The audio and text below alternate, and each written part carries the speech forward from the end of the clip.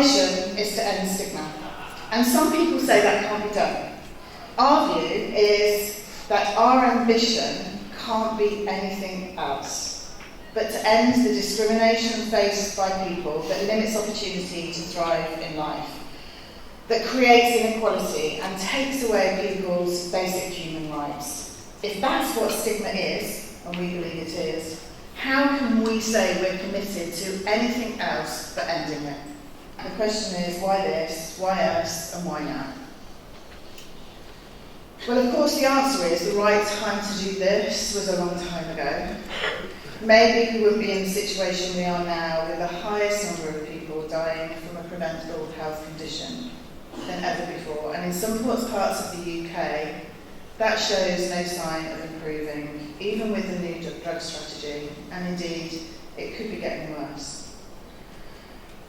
But we know more now about what approaches work.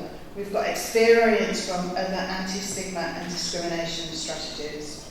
We've got a legacy of the action to build upon.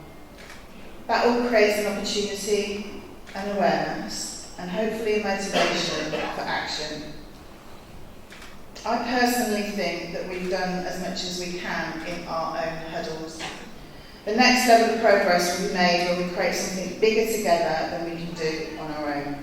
But sometimes those smaller things can be the beginning of bigger changes.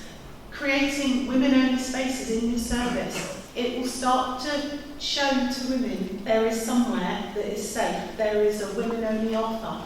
Think about some of those smaller changes you can make and have the courage to step out and make them. And certainly from things that I've seen, those smaller changes will lead to bigger ones, and they will lead to bigger differences for women that we're trying to work with and support.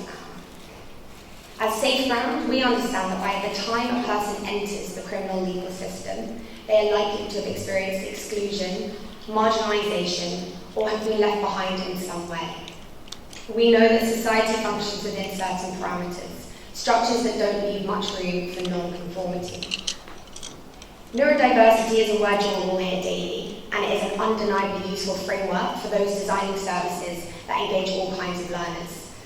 We're pleased that different learning styles are being increasingly recognised and catered to. This is something that's always been integral to our methodology. Long before neurodiversity became another tick box, we've always worked on the basis that each participant is an individual with the complexity of experiences, feelings, identity, relationships and contexts that can't be limited to a one-page profile or list of diagnoses. So whilst these terms can be useful, we keep them in mind, but don't allow them to dominate our perceptions of each participant that we work with.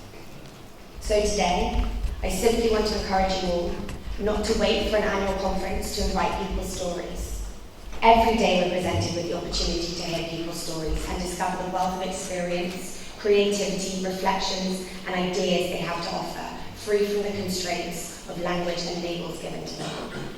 When we give people the time and space they need to tell their own stories on their own terms, we can begin to deconstruct the stigma